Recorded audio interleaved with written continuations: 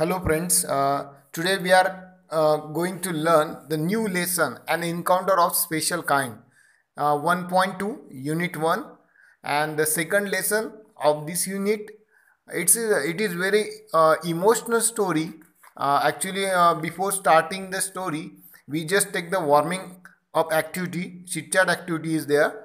I ask some question to you, and you have to give the answer. This is not possible to get answer from you, but you understand the answers of these questions. The first question: what do you see in the picture? What do you see in the picture? तुम्ही या चित्रात काय पाहता? Okay, look at the picture carefully. I think you have to open the page number 7. Page number 7, there is a picture, and on the picture there are some question. I think the answer is, I see the I from me the answer is that there is a small girl carrying a puppy in a large round tub in a neck deep water of the river. Okay. Second question: what do you think the girl is trying to do and why? Second, ती मुलगी काय करण्याचा प्रयत्न करीत आहे आणि का? The girl, I believe, is trying to rescue the puppy from the drowning in the river, because anyhow she wanted to save the puppy. Actually, she wanted to save the puppy, so to save the life of that puppy. And the next, if you were, that next question, if you were in the place of that girl, what would you do? It's a very uh, important question, I think. If you were in the place of that girl, जर तुम्ही तिच्या ठिकाणी असते, जर त्या मुलीच्या जागी तुम्ही असता, तर तुम्ही काय केलं असतं? Very interesting. I think if I were there, so I would also have tried to rescue the puppy. If that was within my reach, if it is possible to save the puppy, I can definitely save the life of that puppy, no doubt. The last question: do you think she will become a successful in her mission? Yes, the girl was doing a nice effort, so definitely she she can save the life of that puppy at the end. So this is the warming up questions. Match the appropriate headings with the images. The next activity of warming up. Look at the activity. In our luxurious bungalow, my favorite pastime, what a commotion engrossed in my book. Now there are the pictures. The four pictures were given: A, B, C, D. Okay. First one, our luxurious bungalows, match with the C. Our luxurious bungalows match with the C. My favorite pastime match with A. What a commotion match with D. Engrossed in my book match with B. Okay. Now let's see the lesson. We start the lesson. An encounter of special kind. An encounter. I think that एक अविस्मरणीय चकमक म्हणू शकतो. एक अशी घटना. Encounter म्हणजे जर आपण एखाद्यावर अटॅक करतोय, त्या गोष्टीला एन्काउंटर करणं म्हणतं त्या व्यक्तीचं. तर असा जो अटॅक, असा जो हल्ला कसा झाला आणि त्या हल्ल्याचं एक चित्रण आपल्या समोर आणून दिलेलं आहे तपन मुखर्जी. मला असं वाटते ही जी स्टोरी आहे ही अतिशय भावनिक आहे. बघूया आपण one by one. I want to explain the line. Okay, first I read the passage. Page number 8. Please open the page number 8. An encounter of special kind. My father was a medical professional working for a private company in Raniganj in West Bengal. पश्चिम बंगालमधील राणीगंज येथे एका खाजगी कंपनीमध्ये माझे वडील वैद्यकीय सेवेत कामाला होते, असं तो लेखक म्हणत आहे. The officers of the company were housed in individual bungalows inside a large campus. आणि तो जो कॅम्पस होता फार मोठा कॅम्पस होता, लार्ज कॅम्पस होता, आणि तिथे खूप सारे लोकांचे बंगलोज होते, मोठमोठे हाऊसेस होते. Our house was in the corner of the campus. आणि त्या आवाराच्या एका कोपऱ्यावर आमचे घर होते. त्या कॅम्पसच्या एका कोपऱ्यावर लेखकाचे घर होते. The officer club was adjacent म्हणजे लागूनच. What is the meaning of adjacent? लागूनच to the boundary wall of our garden. आणि आमच्या बागेच्या कुंपणाच्या भिंतीला लागूनच ऑफिसरांचा क्लब होता. एक ऑफिसर लोकांचा क्लब होता. The compound was luxurious with the garden grass, colourful flowers and a host of tall and majestic trees. Host म्हणजे आदरातिथ्य. Of tall and majestic trees. आमच्या बागेच्या कुंपणाच्या भिंतीला लागूनच ऑफिसरांचा क्लब होता. रंगीबेरंगी फुले, हिरवळ आणि अनेक उंच डेरेदार वृक्षांनी तो परिसर बहरलेला होता. The seasonable vegetable in the kitchen gardens of the household and magnificent trees constantly attracted squirrels and many species of birds. A group of langurs had even made their den म्हणजे haunt, राहण्याचं ठिकाण, their den in the अस्वथा means पिंपळ tree. अस्वथा tree means पिंपळचं झाड nearby. They had all become a part and parcel of our existence and daily life. घराघरातील स्वयंपाकघराच्या परिसरामध्ये लावलेल्या मोसमी भाज्या आणि बहारदार झाडांमुळे अनेक प्रकारचे पक्षी व खारी इथे कायम आकर्षित होत असत.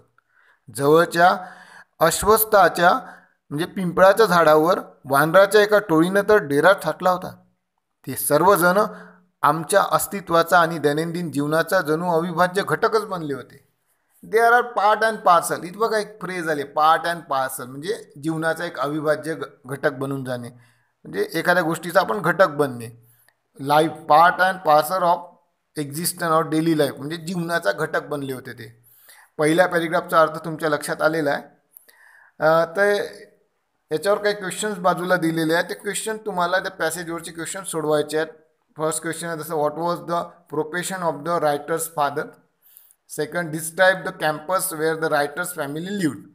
Both questions answer you have to find out from the paragraph. Okay, this is the homework for you. The engross म्हणजे पूर्णपणे गुंतणे एखाद्या गोष्टीमध्ये. ऑक्युपाइड इन पॅसेजच्या बाजूलाच त्याचा मिनिंग दिलेला आहे. एकदम गुंतणे एखाद्या गोष्टीमध्ये त्याला म्हणतो आपण एनग्रॉस.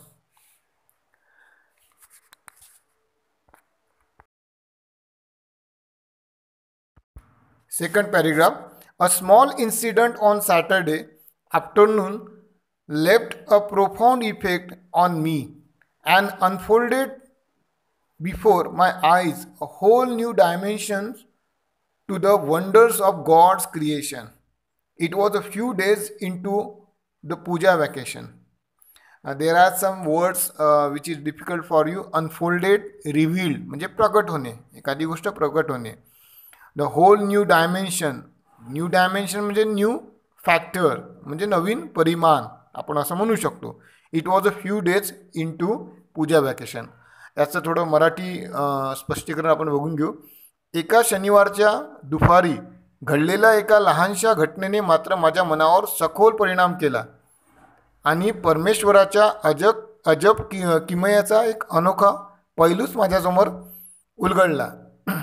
दुर्गा पूजेची सुट्टी सुरू होऊन थोडे दिवस झाले होते. Just like for any other child, the holidays provided an opportunity for me to become engross in various magazines and the story books publish specially for childrens in the festive season.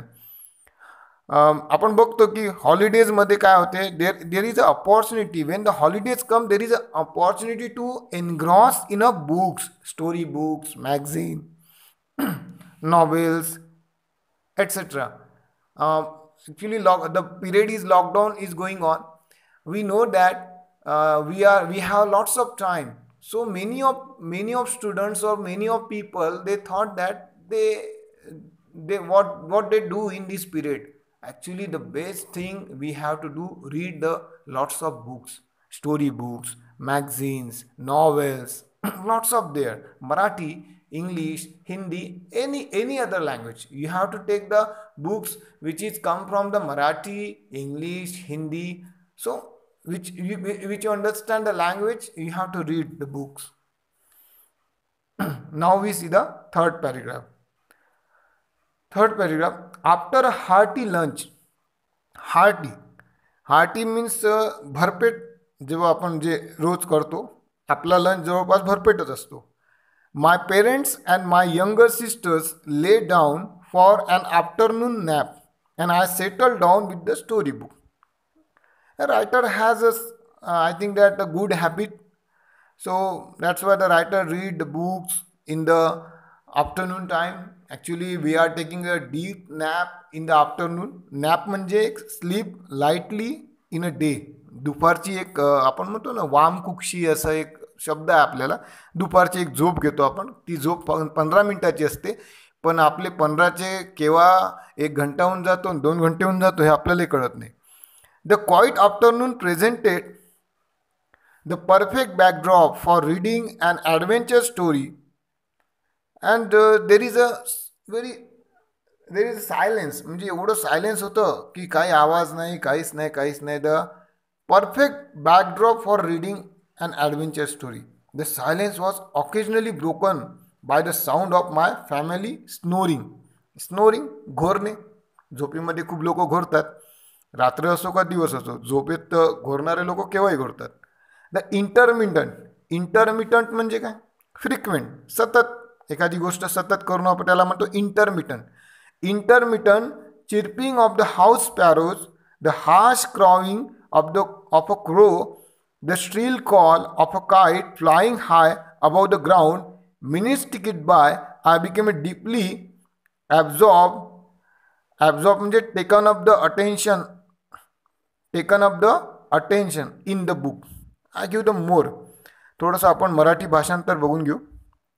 दुपारचे ते शांत वातावरण एखादी साहस कथा वाचण्यासाठी फारच अनुकूल होते.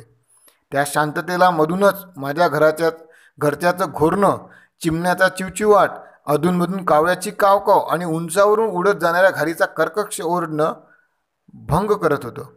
थोड्या वेळातच मी पुस्तक वाचण्यात पार गढून गेलो होतो. पूर्ण एनग्रॉस झाला होता. The writer was so much engross in the book. Last paragraph page number 8 वरचा बघू आपण. Suddenly I heard a group of street dogs barking furiously in the distance.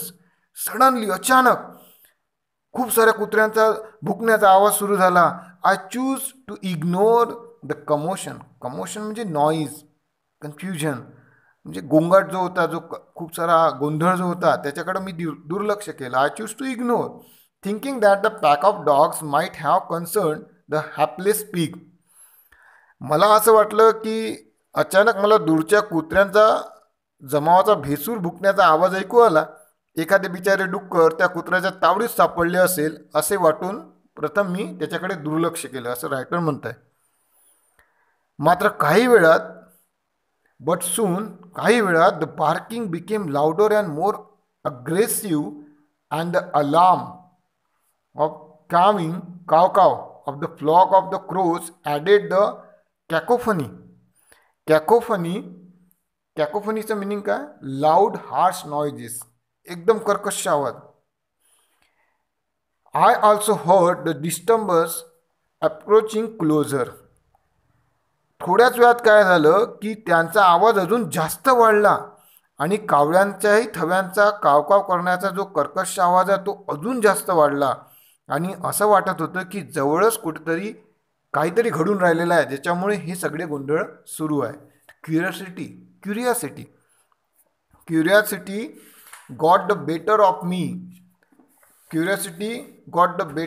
Me. Leaving the book aside, I rush to the veranda to see the what was going on.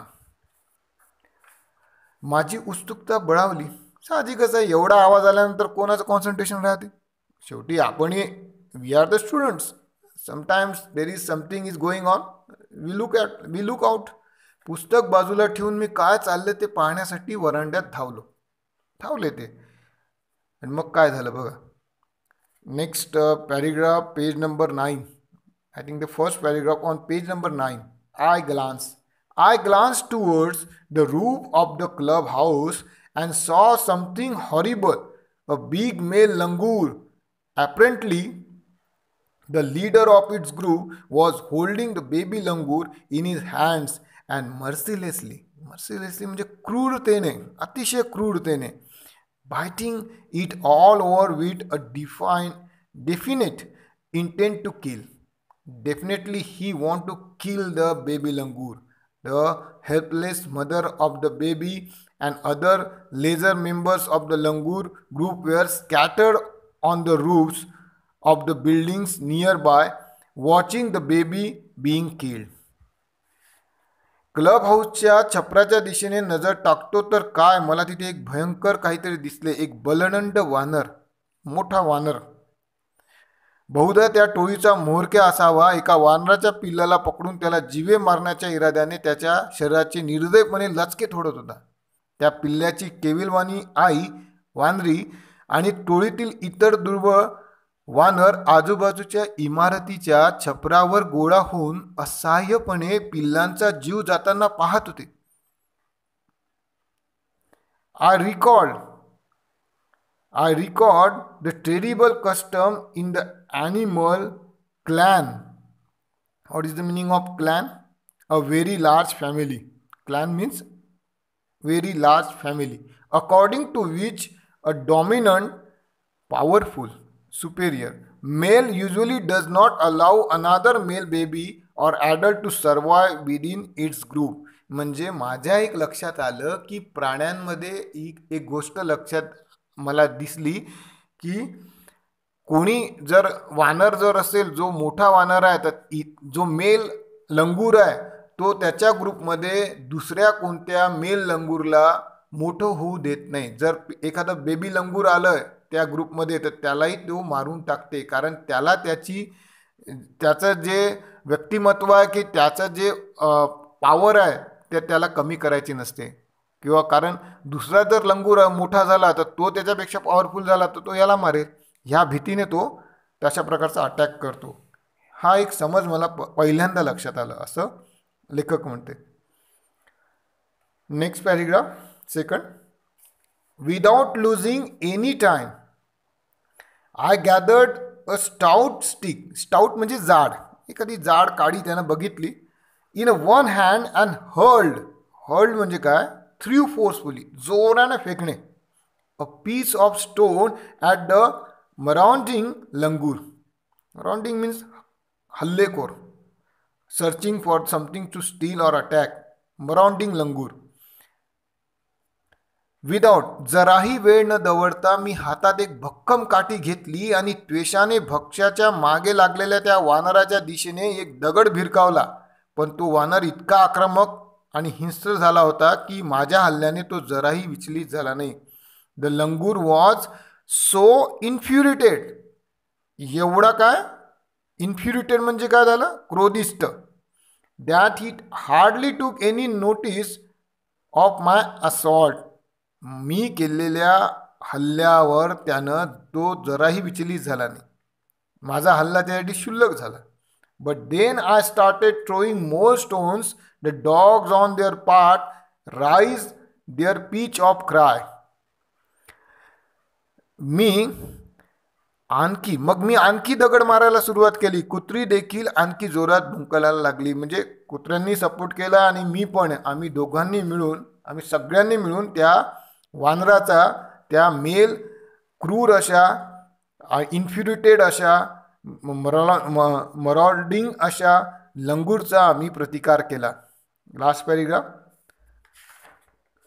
The change circumstances and the sudden unexpected attack from unknown quarters forced the langur to drop the baby from the sloping roof over the veranda. अचानक बदललेली परिस्थिती आणि अज्ञात ठिकाणावर झालेल्या अनपेक्षित हल्ल्या यामुळे त्या वानराला वरांड्याच्या उतरत्या छपरावरती पिल्ल्याला टाकून पळून जाण्या वाचून पर्याय उरला नाही. शेवटी त्याला खालीच टाकावंच लागलं त्या बेबी लंगूरला. आणि तो जो मोठा वानर होता हल्लेखोर, त्याला तिथून पळून जावं लागलं. The baby was listless. The baby was listless. शक्तिहीन झालं होतं खूप. म्हणजे त्याच्या वेदना त्यालाच माहीत. ते म्हणतात ना, जावे त्यांच्या वंशात त्यावे कळे. त्याच्याशिवाय आपल्याला ते कळणार नाही ना. ते दुःख आपल्याला तेव्हाच लक्षात येईल जेव्हा ते आपल्याला आपण त्याचा अनुभव घेऊ. आणि and appear to be a dead. It look like a dead, but as its baby started to slide down, move downwards, the excitement of the pack of dogs grew manifold. Manifold म्हणजे more and more. At the prospect म्हणजे future benefit of good kill and meal. आता बघा, कुत्र्यांचं वेगळंच चालू होतं. तिकडं तर तो जो मोठा हल्लेखोर वानर तर पळून गेला, पण कुत्र्यांचा वेगळाच हिशोबात त्यांचा हिशोब वेगळाच चालू होता. ते पिल्लू अगदी गलील, गात्र आणि अर्धमेलेले झालेले होते. त्याचे शरीर उतरत्या छपरावरून खाली घसरायला लागलेले पाहून आयती शिकार मिळण्याच्या आशेने कुत्र्याचे घोळके आणखी चेकाळले. कीपिंग द डॉग्स ॲट बे with the stick, I managed to catch hold the baby langoor's tail just as it tipped over the edge of the tall roof. The baby appeared inert. Inert म्हणजे powerless and lifeless. It was indeed a male baby. हातातल्या काठीने कुत्र्यांना दूर ठेवत मी छपरावरून खाली पाडण्याच्या बेतात आलेल्या त्या वानराच्या पिल्लाची शेपूट पकडली. ते पिल्लू निश्चल आणि निष्प्राण झाल्यासारखे वाटत होते. आणि हो, खरोखरच ते नर पिल्लू होते, मेल लंगूर होते.